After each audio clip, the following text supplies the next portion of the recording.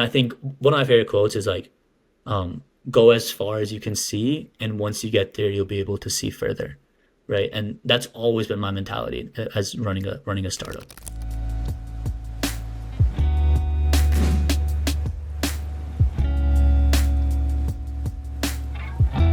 What's going on, Replo fam? It's your boy Sanjay Jenkins coming at you. Another interview with a really talented founder, someone that I personally admire greatly. This is Sean Thank from you. Alia. Alia, dude, what the heck? I literally asked you before and then I had it right and I butchered it. I'm All going to right. leave this in here. But Sean, thank you so much for joining me on the pod, dude. I'm really excited to talk to you. Thank you, man. I appreciate you having me. It's been I think we met like maybe 2 months ago, and I feel like we really got along. So excited that Yep. you're having me today. Appreciate it. Absolutely, dude. So there's a lot for us to cover, but I think one of the most interesting parts about you is your founder story, like going, in college, launching B2B SaaS play, building it up, kind of betting the house in many ways. So Yeah. I would love for you to start from the very beginning. Like take us to the earliest part that you want to take us to. Tell the people your story. Let's hear it, man. All right. Cool. Sounds good. Yeah. So this what was happening is my mom. So at the very how it really started was my mom used to sell Indian clothes, right? It's like I'm from Indian heritage. Like my mom used to sell Indian clothes in person where I'm from in Boston, Massachusetts. Nice. Um, Naturally she wanted to move her operations online, right? So I became kind of her Shopify dev as she was looking to move her operations online, right? And through that process, it the hardest thing on the site and the thing that was like performing the worst was the conversion rate, right? Mhm. So, I started thinking a lot more about why her conversion rate was not good and kind of what was actually going on there, right? Um, and I was able to diagnose that she was not able to have a good conversion rate because she wasn't able to really get customers to buy in to what she was selling at an emotional level, right? Mhm. And oftentimes purchases, especially expensive purchases, like she was kind of selling expensive clothes, it kind of takes more than just like 20 seconds or a quick look. You kind of need to understand the brand, the person behind it, the fabric, all that good stuff. And there's no way to really do that in a gamified manner, right? There was no way to reward a customer for being educated, right? And I was like, let me look the app store. I couldn't find anything, right? And I thought that there was a gap in the market, so I decided to make my own app actually, to fix that solution. And I have a computer science background from college, and I had a few buddies that were working with me, and we launched the company to really solve that issue. And then we spent a long time thinking about, okay, like, is this a real problem in the market? Does it exist with other brands, and would other brands pay for it? And after doing a lot of market research, the answer was yes, right? So the answer was yes. We had my mom as a client, and we had two other people that were using it that were paying us. So we were making like $30 a month. And I was graduating Big college. revenues, buddy. Yeah, so we were making much.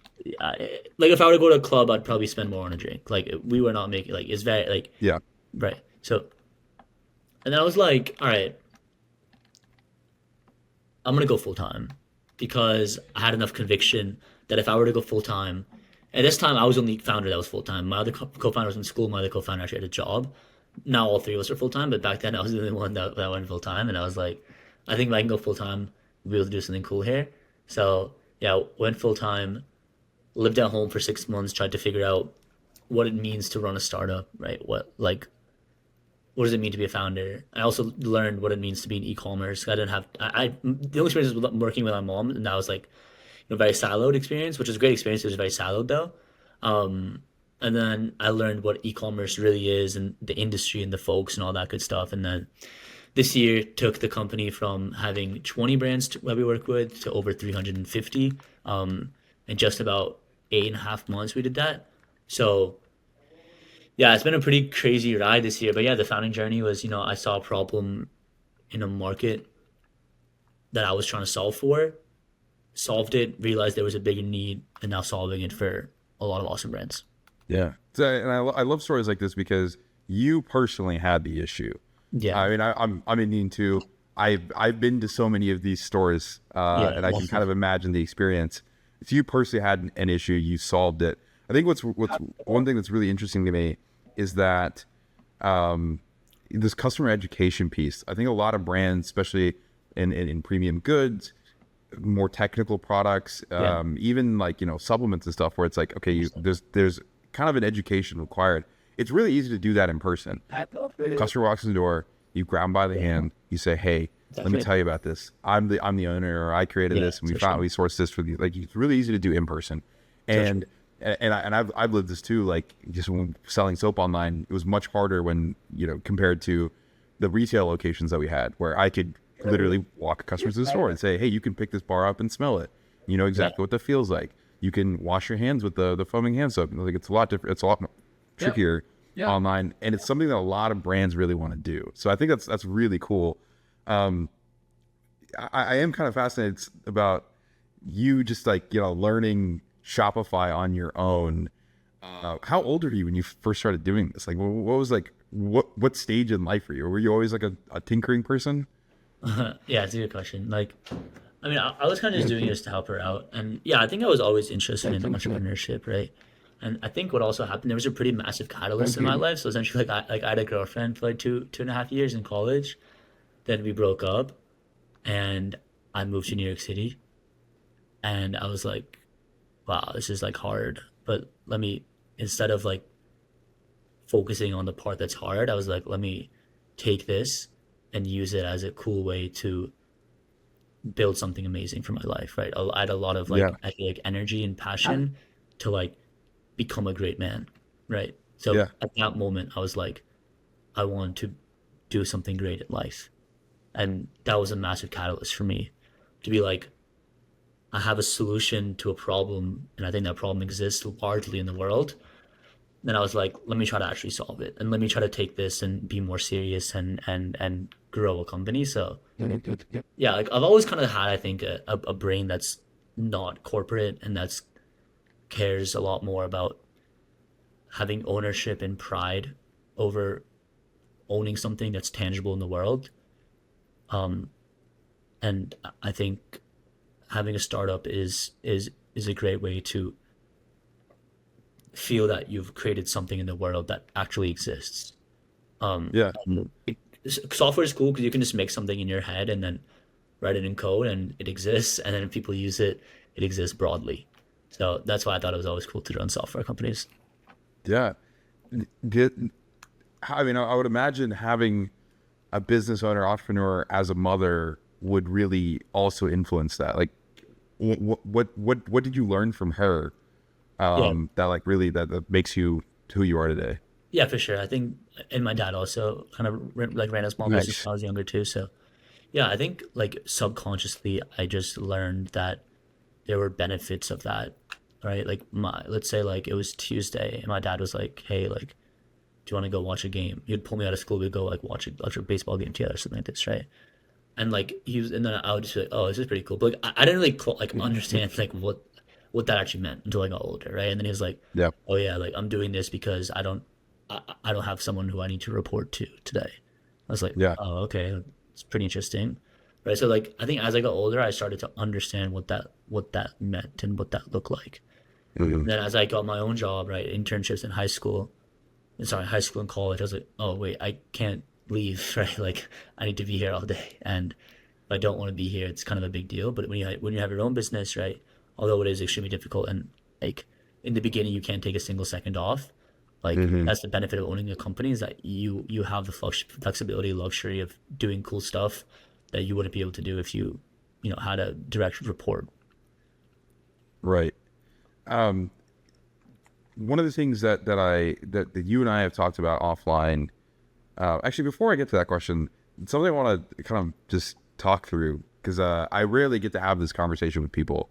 But, like, culturally, like in Indian culture, and, like, especially the immigrants. I immigrated to the United States when I was 4. Okay. And so my parents were always like, "You got to be a Yeah. doctor. Okay. That's like the only way that you're gonna make it." And there really wasn't a path. So, like, up until college, I didn't even think. I mean, it really, when I started college, that was like the first time in my life where I was like, do I actually want to go down this path? And I think it's really refreshing that you had kind of that exposure so young. Did you go through kind of like the classic Indian, like American experience of like Sean needs to be a doctor or an engineer type thing? Honestly, like I think I'm pretty lucky to where I never really felt that from my Yeah. family, which is super cool. And I think it's because they understood what entrepreneurship means or looks like and how it can be taken to a cool level, right? Yeah. So when I graduated college and chose to work on my startup full time, obviously I don't think they were like super thrilled. But the thing is, I was also living at home with them, so like Yeah. they saw what my life they saw my life look like, right? And they Yeah. realized that, oh, okay, he just sits at his desk all day and all night and every weekend and just works. Like this isn't like something that he's just like playing around with, right? So I Yeah. think Yeah. that was huge. They were able to see that, like, okay, like, and then when I was like, I want to move to New York, I was like, oh yeah, okay, like he'll just be working, and obviously, I mean, that's pretty much like my whole life, and I feel like for most founders, life in general. So they were able to see that, and they were like, oh, okay, like it's a real company, and he's like, it's not just like some like thing he's just taking it for fun, you know. And your But mom's yeah, getting utility out of it too. Like she's reaping the rewards of your yeah, hard work directly. yeah, it's true. It's true. It's true. Yeah. So you get your first couple of customers. Okay, so I mean, let me back up even further. You are building this. I think it's one of the most fascinating parts about you, and something I'm always impressed with is like you are architecting this solution as much as you are CEO and selling and being on like the forefront of growing this business. Like, how has your maybe like engineering skill grown since you started Dahlia? Yeah, to be honest though, we have a CTO who came on really early, so Okay. I don't really touch any code. Okay. Now it's our CTO does all of it, and he's an amazing engineer and amazing and a perfect CTO. But I don't really touch any code. That's nice. That's Yeah, good. It's good to have that. So I guess a really, really interesting, question here would be picking that partner, right? So like, yeah. yeah, I've started business with people. It's not always been perfect. Sometimes you get really lucky. Sometimes you don't. How much of this was luck, and how much of this was you just being ruthless about finding the person? That's a good question. Right? Like, so I have two co-founders. One is Corey, who's been my co-founder since the very beginning, right? And he was my buddy. He's my very close friend in college, and Goodness. I wanted Corey as my co-founder simply because of the person that he is. I always found him to be very hardworking, very curious about life, right? Like, Mhm. I wouldn't say I was like, oh, my co-founder needs to be great at this and this and this. It was more like, I think he's smart. I think he cares a lot, and I think he's curious. And to me, that's what I care about. Yeah. And I think he's a great person too, right? And I think that's really important, right? Because when you're starting to do business with somebody, when money gets involved, when feelings get involved, relationships, like it gets more and more difficult. But if you are with people who you believe are great people, like inside and out, like that's what matters, I think, right? So with Corey, it was always kind of like that. And then my other co-founder, Bill, our technical co-founder, um, he came on because I actually posted on LinkedIn and said, "Hey, like we're looking for engineers for our team who wants to join." He randomly reached out from like school, like, and then I met with him at like some school like library, and then I was like, "Oh, this kid's pretty cool." We hired him. So it wasn't like a massive like um, going down the list of what I think is a perfect co-founder, and I don't think you should do that. I Mhm. think if you believe somebody is a good person and is curious and will work hard, that's fine. How did you become? So let me. I watch a lot of your TikToks. I watch a lot of your video Yeah, content, cool. and you're very articulate. I think you think really clearly. Were you always like that, or is this something that you've been cultivating for a while? That's a good question, and I appreciate you saying that. I'm I just don't. gassing you up, brother. I know, bro. I appreciate that. I I don't think that it's something I intentionally did, and I think it just came from talking so much, right? Like when you talk to customers so much, as Yeah, I do now, I've learned to be very articulate, and I've learned yeah, to say impactful things in less words, because if you get on a call and you're just yapping, dude, they're not going to buy your product. Yeah. Um, Whereas if you're articulate and you speak in a manner that's both convincing but like isn't like too abrasive, um, I think that customers are more likely to buy. And then that just Yeah. translates into like my normal, like how I normally speak to individuals. So yeah, I think it's just like honestly the practice of yapping every day on calls that just translates into like talking to like people who are not, who you're not trying to sell to as well. Yeah. So I mean, and I know you have to yap a lot. Tell me about the evolution of the company and you, going from like, you know, 3 customers, you're making $30 a month to the first 30. And after that, I want to hear going, you know, this year, 30 to 350. Yeah. Yeah. Like, it's one of those things where once you have three or four, then I go to the fifth and say, hey, what's up? I have four customers. Do you want to be the fifth? Right. And then it's, hey, I have 10 customers. You want to be the 11th? And then, that's how we got to 30, honestly. Like I'd cold Yeah. outbound folks using my school email and say, hey, I'm Sean. I'm learning how to run a startup. Do you want to hop on a call and I can pick your brain? Right. Obviously it led to, obviously I was trying to sell on the call. So I'd be like, oh yeah, this is what we do. Like, do you think it's cool? And it'd be like, oh yeah, it actually is cool. And I was like, oh, do you want to use it? And they're like, okay. So right, it kind of turned into that. And then once Yeah. you have like 10, and once you have 30, then the 30 people start talking to other people who talk to other people who then are like, oh wow, I heard your thing is cool. Can I use it? Yeah, of course you can use it, right? And then, over time that just compounds. Yeah. So, and I think one of my favorite quotes is like, go as far as you can see, and once you get there, you'll be able to see further, right? And that's always been my mentality as running a startup, right? We had 3 customers. My goal wasn't to get 500. My goal was to get 4. Then my Mm, goal was to get 10, and then my goal was to get 20, because I knew yeah. that once I got to 20, I'd be able to see what 50 looks like. Yeah. Once I got to 50, I'd be able to see what 100 looks like, and now that we're at 350, I see what 500 looks like. And I'm not worried about how we're going to get 1,000 customers. That's a problem that future Sean will solve. But Yeah. today's Sean needs to solve how to get to 500, and the strategies to do that will be a strategy that I employ right now, and the strategy to get to 1,000 might be a strategy that I need to employ down the line. That's different. Yeah. And I think it's just like breaking life and breaking goals into much more digestible and smaller goals, and eventually that just compounds and compounds and compounds to where you're achieving massive goals, and to you it just feels like you've just achieved a smaller goal. Like over time it just compounds into massive goals, which leads to cool outcomes. Yeah. When you're in college and you're starting to build this and everyone around you is doing college stuff, Yeah. like, did people around you think what you guys were doing was cool, or is it like, oh, those guys are just, you know, they're clacking on their computer, we have no idea what the fuck they're doing? No, I think it was both. I think like my school in Northeastern is very entrepreneurial focused, to be fair. So there's a lot of kids that were also running startups too. So that was cool. But also there were some folks who were just like, oh yeah, like, are you sure you want to spend your time doing that? Which is fine, right? Like I don't expect everyone to understand what I'm doing, and Yeah. it's okay if people don't. The people that do get it are the ones who, I think matter, to be honest. I think the people who would judge me or be like, yeah, he's just like messing around, like, I don't think those are people that I need to care whether or not they think well of me. It doesn't Yeah. really affect me.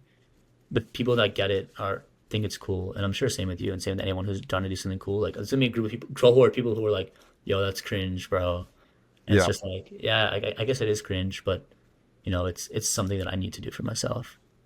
you know? And are most of your friends now, I mean, like, you and I talk every day, like, outside of like the e-com ecosystem, let's say, like, are most of your friends also founders or also trying to build cool stuff, or like Yeah, the alternative, I guess? I'd say I have both, right? I have like a pretty big group of founders who I talk to and just like talk about random shit. And then I have my whole group of friends from just like my life who are not founders, and that's okay. Yeah. And having both is great. I don't think it's like a huge deal, but I think you should have a group of people who are ahead of you in life at all times. Yeah. And I try to have that. Like like one of my advisors is Noah from Social Snowball. He's 25 years old. Obviously, they've been absolutely crushing. They're like 2 years ahead of where I want to be with my company. And to me, having him as someone really close is important. Yeah. And I try to surround myself with people who I believe are ahead of me in life, so that I'm striving for to be where they are, and I can learn from them. That's awesome. Noah's a great guy too, and he's so generous with his time and his knowledge. And so I think we are all, as a community, lucky to have him. But I think, to your point, it is really nice to have someone you kind of like. They just went through the battles you're about to go through, and so you can kind of. I think some battles you just have to, like some parts of growth, you just have to feel the pain yourself to really understand the lesson. But they can kind of like prevent you from making any sort of fatal mistakes. I know that you talk to, like, you go to like colleges and stuff, universities, and you speak to students who might be interested. I'm sure in their questions at the end, you're able to pick up the people that are actually going to make it or actually going to give it a shot, and then like the people kind of like LARPing entrepreneurship. What are those questions? What stands out with those people that are like you can tell, having gone through this journey yourself, you're like, yeah, that guy's gonna, or that kid, that girl's gonna go make some stuff happen. That's a really good question, bro. That's such a good question. I've never even heard. I've never even thought of that question. Wow, that's such a good That's one, what bro. we do here, dude. I just sit here and I think of Dude, you absolutely crushed wacky it. stuff to ask people. Dude, wow, nice. But let me think. I think okay. There's two kind of questions, I think. One is like romanticization questions and like clout questions, right? Like, Amazing. oh, like how did you talk to the best VCs? What's life like as a startup founder? Mm-hmm. What cool people have you talked to? Who's in your contact list, right? Like, obviously, nobody's in Yeah. my contact list, to be fair, but like, right, like all like, Mhm. which cool brands do you work with? Are you friends with their founder? How much money did you raise? Did you go to YC? Did you whatever raise from Sequoia, right? So that's like the clout questions, right? And Sure. that's like the romanticization and the fantasization of a startup founder, right? And then there's the other questions, which are, how did you get your first paying customer? What was the hardest thing you had to do? And stuff like, what do you believe is the correct mindset, right? So more like tangible and like questions that are can be applied to life versus like the fantasization and the cool things of being a startup founder. I feel like those questions where it's like, oh, how did you get your first customer? How did you get your first paying Mhm. customer?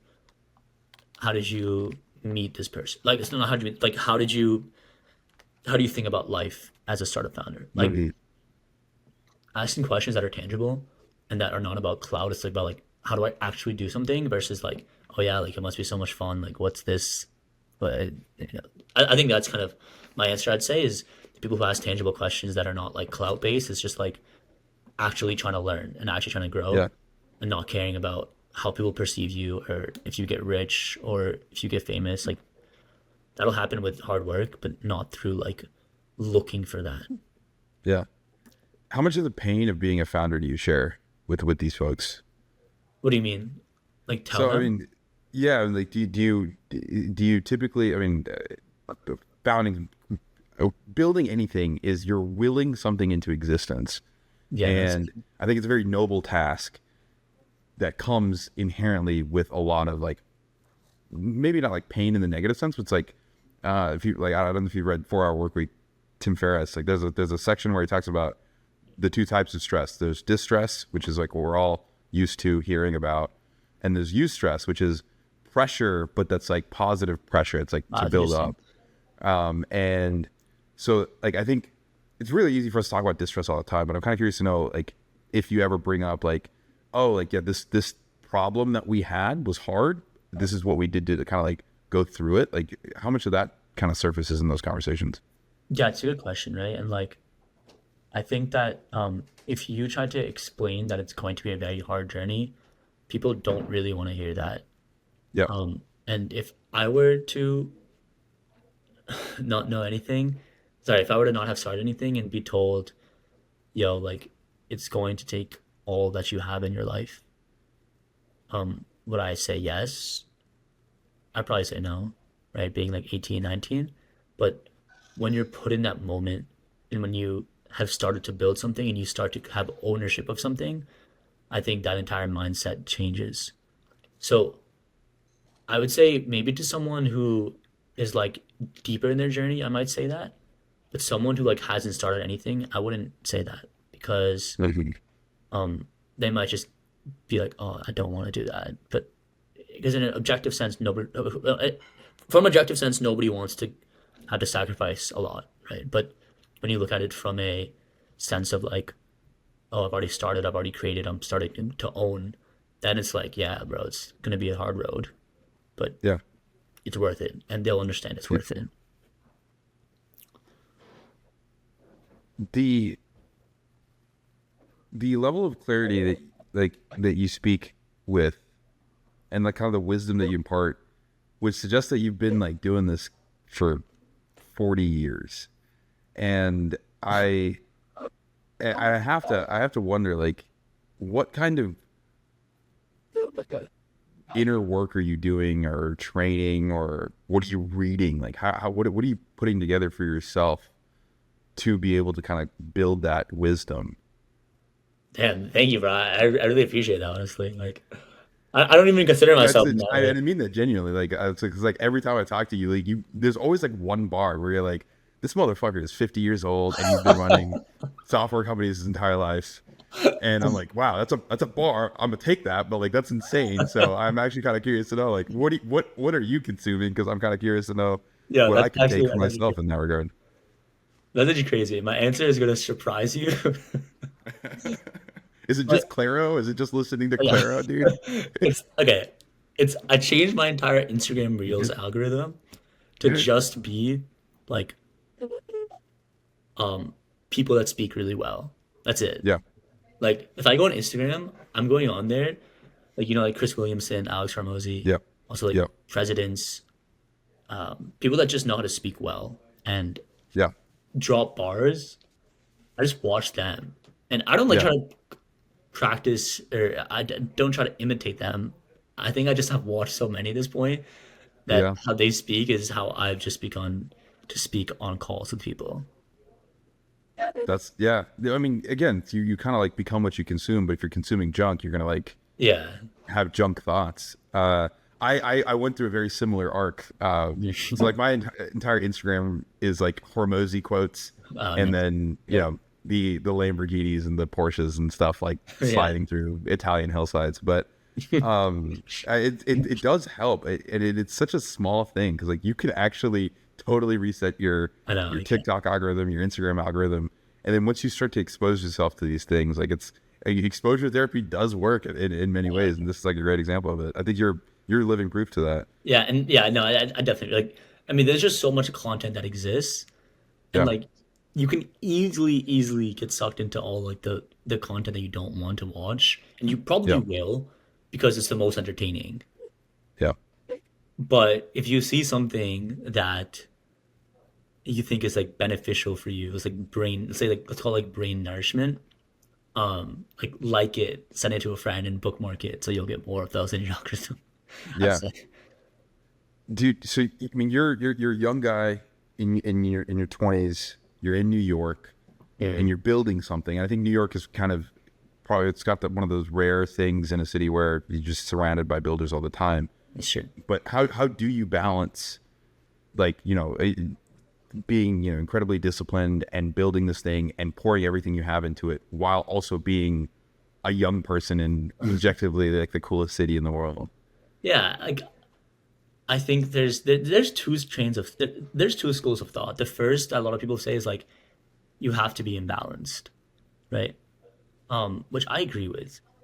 And the second train of thought, which I agree with more and which I try to implement, is when you work, spend your when you work, you take it as serious as possible. Like, don't Hmm. mess around. Like when you're working, like you're not doing anything else. You're working and giving your everything during that time period. And when you're not working, be as unserious as you can. And Dude.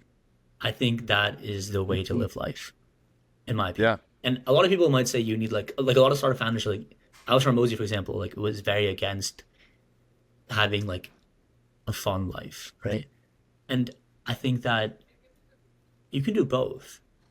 And I don't think it needs to be super black and white. Like that you have to either have no fun or you can have a lot of fun. I think that if you take life very seriously when you need to, and you don't take life seriously when you don't need to, um, I think it's a good life to live. Bar. That's what I'm saying, dude. Every time you talk, you drop some of this stuff. I'm just like, well, yeah. I mean, you could have given me a typewriter and put me in a room for 10 years, and I probably wouldn't have come up with that. I That's a actually saw bar, that on a dude. tweet earlier. Okay, yeah, like I saw that on a tweet and I just kind of like expanded on it. But yeah, I saw that on a tweet. That works too. This might be a fun one. I can consider myself to like put together ideas from like vastly different places. Like I like try to be a sponge as much as possible. And the fun game that I play is like what are like the commonalities I can discover, or like how do I take something from here and put it over here. Nice. From talking to you, it seems like you're a similar type of human being. Like you're able to like pull things from, a lot of different sources and create something new from that. Do you have any concrete examples of where you're like, oh, I saw this one thing in this like other place. Maybe it's like I saw this thing working in this other industry, and I pulled it into the Shopify e-com space, or even just like extra. It doesn't have to be related to work. I'm kind of curious to know like how you're kind of piecing together thoughts in general. Yeah, it's honestly a really good question. I think it's really interesting, right? Because everyone consumes so much content and life experiences, right? That like it's interesting to like bridge them all together, right? Like what you experience in life and how that relates to the reel you just saw or the tweet you just saw, and like how do you bring that into play at a company? Such an interesting question, and I think the answer is like being present in every part that in life that you're in, right? Like if like it's kind of weird to say like if you're watching something like even like reels or looking at tweets, like try to like actually be present and like and internalize it. Yeah. And then when you have like life events, internalize that. And then when you start to internalize everything, you can just like draw clear paths between each thing. Dang. Come clip. I'm gonna hit the clip button there. That's where I clip that. Oh, that's I gotta. We're oh, you can we're gonna close. we're gonna. Oh, Yeah. Mark. There's a little clip button. Yeah. Awesome. There's Cool. a mark. Um. The. I'm gonna. We're coming up on time, and I want to bring it home. The first thing I'll do is the easy one. It's the layup, which is where can people find you? How can people interact with you in the world? All right, let's LinkedIn. I'd say is one like the top. That's my LinkedIn is Sean Adora, and then my Twitter is I am Sean Adora. So those are the two places. Okay. And then alialearn.com. That's where. Yeah, yeah, Okay, cool. And we got that. We'll make sure that's in the show notes. okay. The final question that I have for you, if you could go back to the very start of your journey, knowing what you know now, what's the bar you drop on younger Sean? Dude, if I could go back in time and see younger Sean, I would just sit there and watch, and I would let him make mistakes, and I would let him suffer, because if I hadn't had the chance to make mistakes and to suffer, I would not have become the man that I am today. And that's the show, folks. It's one of my favorite episodes of all time because, it doesn't get any better than that, dude. Thank you so much for coming on. This is fucking incredible. I'm Dude. basically gonna like have someone edit this into like one of those grind set videos and just play it in the morning. This is badass, dude. But seriously, thank you so much for jumping on the Replo pod today, brother. And I'm so grateful that I have you in my life and that we get to Yeah. work together as closely as we do. But it's Thank so you. much fun. But yeah, again, thank you so much for jumping on the show, dude. Dude, yeah, for sure. Love to.